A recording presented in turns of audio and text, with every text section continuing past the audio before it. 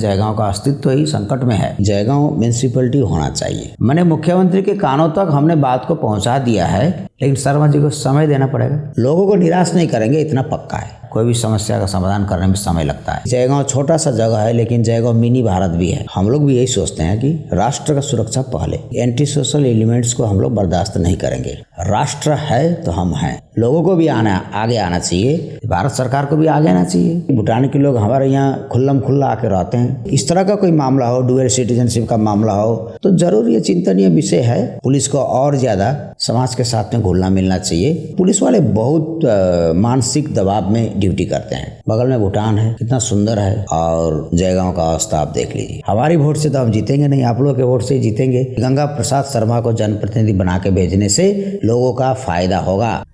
लेकिन हमने देखा 2021 में जब भारतीय जनता पार्टी इतना कुछ होने के बाद में भी राज्य में सत्तासीन नहीं हो सकी, तो मैंने सोचा कि अब लोगों को सेवा तो देना है, परिसेवा देना है।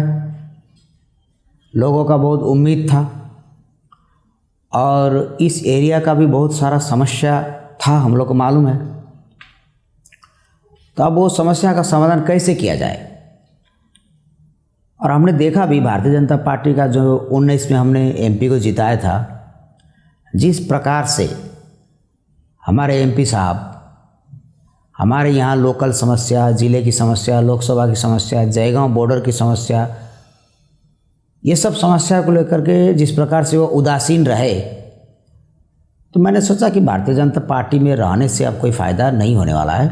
इसलिए हमने ये निर्णय लिया कि हम तृणमूल कांग्रेस में ज्वाइन करेंगे। हमने किया। बाकी जयगांव हम लोग को मालूम है, वो एकदम भूटान से सटा हुआ, पहाड़ के नीचे हम लोग का बैठा हुआ जगह है। समस्या बहुत सारा है, लेकिन मुझे खुशी है कि मैंने इन सब समस्याओं को समाधान करने का प्रयास किया है। समय लगता है, कोई भी समस्या का समाधान करने में समय लगता है। मैंने मुख्यमंत्री के कानों तक हमने बात को पहुंचा दिया है कि भूटान से जो डेब्रिज वगैरह आते हैं, बालू आते हैं, पत्थर आते हैं, जिसके कारण से जयगांव का अस्तित्व ही संकट में है। आपको मेन रोड में आप देख रहे हैं कि हमारे ऑफिस के बगल में जिस प्रकार से बालुओं का ढेर लग जाता है एक बारिश होते ही, ये समस्या छोटा समस्या नहीं है, ये बहुत बड़ा समस्या है। अब यह अंतर्राष्ट्रीय विषय भी है, भूटान से संबंध विषय है। इसे इसलिए भारत सरकार को भी आगे आना चाहिए। लेकिन एमएलए और एमपी तो एकदम चुपचाप बैठे हुए हैं। वो तो खाली चिट्ठी, लेटर बम फोड़ दें बस। हमने इसको चिट्ठी लिखा है, उसको चिट्ठी लिखा है। भाई तुम्हारी सरकार है केंद्र में, अंतर्राष्ट्रीय विषय है, तुम बात करो। जबकि मैं आपको बता दूं अजय जी, हम लोग इतना आगे बढ़ चुके हैं कि इलेक्शन के बाद में जिला प्रशासन को हमने कहा है, डीएम साहब को हमने कहा है कि भूटान के साथ एक जॉइंट सर्वे का व्यवस्था कीजिए। ये जो पहाड़ों का जो समस्या है, ये समस्या का समाधान हम ही लोग करेंगे, थोड़ा समय लगेगा। तो लोग जानते हैं, पहचानते हैं। लोगों को लगता है कि शर्मा जी सब समस्या का समाधान तुरंत कर देंगे, लेकिन शर्मा जी को समय देना पड़ेगा, टाइम देना पड़ेगा। और टाइम देंगे तो देर सवेर हम समस्या का समाधान करेंगे। और मेरा एक सपना है कि भूटान बगल में है, भूटान फुनसिलिंग भूटान महानगर पालिका है, तो कम से कम जयगांव को नगर पालिका तक तो किया जाए। देखिए, ये तो आपने सही कहा, ट्रैफिक का इशू बहुत मोटा इशू है जयगांव का, और विशेष ये पहले से ही रहा है। पत्थर के गाड़ियों के कारण से ही ज़्यादा दिक्कत होता है। तो निश्चित एक वैकल्पिक मार्ग के लिए और सोचा तो जा रहा है, जिला प्रशासन भी सोच रहे हैं, और एक लीडर के होने के कारण हम लोग को भी सोचना पड़ रहा है। देखिए, इसीलिए हमने कहा आपको कि जयगांव म्यूनिसिपैलिटी होना चाहिए। बगल में भूटान है, कितना सुंदर है, कितना अच्छा बना हुआ है, और जयगांव का अवस्था आप देख लीजिए। तो इस विषय में भी आने वाले दिनों में काम होगा। म्यूनिसिपैलिटी फालाकट्टा के साथ साथ जयगांव का घोषणा होना था, किसी कारणवश नहीं हुआ। मैं समझता हूँ कि यह तत्कालीन यहाँ के नेतृत्व का दुर्बलता, कमजोरी था, जिसके कारण से जयगांव म्यूनिसिपैलिटी होते होते रह गया। लोगों को भी आगे आना चाहिए। लोग यदि एक हाथ बढ़ाएंगे तो सरकार की ओर से भी हाथ बढ़ने के लिए तैयार हम लोग बैठे हैं। हाँ, इसमें कोई दोहरा नहीं है। सहजता के साथ हो सकता है, क्वालिफाइड है, इसमें कोई दोहरा नहीं है। फालाकट्टा जब हो सकता है तो जयगांव क्यों नहीं हो सकता है? अंतर्राष्ट्रीय सीमा, अंतर्राष्ट्रीय बॉर्डर टाउन है, तो इसको तो बल्कि पहले होना चाहिए था। हम लोग का सबका ही स्पष्ट एकदम कहना है कि एंटी सोशल एलिमेंट्स को हम लोग बर्दाश्त नहीं करेंगे, चाहे वो किसी भी प्रकार के हों, भू माफिया हो, ड्रग माफिया हो, रंगदारी करने वाले हों, उगाही करने वाले हों, बदमाशी करने वाले हों। तो ये सब चीज़ों पर हम लोगों ने कंट्रोल किया है। जयगांव के नागरिकों का भी कर्तव्य है, जहाँ इस तरह से 2 नंबरी काम हो रहा है, जिस कार्य से समाज का नुकसान हो रहा है या नुकसान हो सकता है या लॉन्ग टर्म नुकसान हो सकता है, उसके लिए प्रशासन को सतर्क करना, सूचित करना, हम लोगों को बताना, ये जयगांव के नागरिकों का भी कर्तव्य है। राष्ट्रीय सुरक्षा तो हर देशवासी के लिए प्राथमिकता होना चाहिए, और वो है भी। हम लोग भी यही सोचते हैं कि राष्ट्र का सुरक्षा पहले। राष्ट्र है तो हम हैं, राष्ट्र के बगैर हम नहीं हैं। हमारा राज्य भी तभी है जब हमारा राष्ट्र है। तो स्वाभाविक रूप से संवेदनशील बॉर्डर होने के कारण से, क्योंकि पास में ही चाइना है और वो हमारा कोई मित्र राष्ट्र तो कम से कम नहीं है, तो सतर्कता आवश्यक है। एजेंसी के साथ तालमेल बिठा करके हम लोगों को काम करना। बाकी अब आपको मालूम है, लॉकडाउन से पहले जयगांव के लोग भूटान में रेंट में रहते थे और भूटान के लोग जयगांव में रेंट में रहते थे। बहुत ज़्यादा की संख्या में रहते थे, कम नहीं।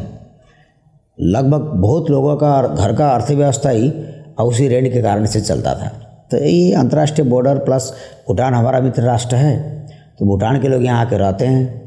अब अभी भी आप देखिए कि भूटान के लोग हमारे यहाँ खुल्लम खुल्ला आके रहते हैं, जबकि हमारा रहने के लिए कुछ वहाँ पर, लेकिन सजग तो रहना चाहिए। इस तरह का कोई मामला हो, डुअल सिटीजनशिप का मामला हो, वहाँ के नागरिक यहाँ के आपके नागरिक बन गए हो, तो ज़रूर ये चिंतनीय विषय है और इसको उचित जगह पर कहा जाएगा। आप इस विषय को लेकर के थोड़ा इस विषय को संज्ञान में लें कि पुलिस के पास कोई साधारण नागरिक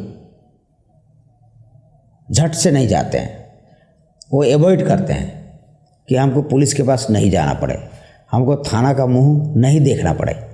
इस तरह का एक कंसेप्ट यहाँ नहीं, ये देश भर में है अजय जी। देश का पुलिसिंग जो सिस्टम है ना, उसी में आमूलचूल परिवर्तन की आवश्यकता है। मुझे लगता है पुलिस को और ज़्यादा समाज के साथ में घुलना मिलना चाहिए, प्लस समाज के लोगों को भी पुलिस का जो समस्या है उसको समझना चाहिए। हमारा पर्व त्यौहार आता है तो हम लोग छुट्टी के मूड में रहते हैं, लेकिन पुलिस वालों को छुट्टी नहीं मिलता है। तो पुलिस वाले बहुत मानसिक दबाव में ड्यूटी करते हैं कि आप तनाव में रहते हैं, सब कुछ रहते हैं, लेकिन सामने वाला तो नहीं जानता है आप किस मुसीबत में है, क्या तनाव है। आपको 1.5 साल से छुट्टी नहीं मिला है, 1 साल से छुट्टी नहीं मिला है, आप घर में नहीं जा रहे हैं, ठीक है। तो आप कल्पना कर लीजिए, हम तो अपने परिवार के बीच में रहते हैं। जो समाज के देखिए, जो पढ़े लिखे लोग हैं, जो समाज के विभिन्न स्तर के अच्छे लोग हैं, संभ्रांत लोग हैं, NGOs है, इन सब को इसमें आगे आना चाहिए। और पुलिस और पब्लिक का जो संबंध है उसमें किस प्रकार से सुधार हो। पुलिस तो है ही पब्लिक की सेवा के लिए, संवैधानिक रूप से तो बाध्य है वो पब्लिक को, उनको सर्विस देना ही है, न्याय देना ही है। न्याय का प्रथम सीढ़ी तो थाने से ही शुरू होता है।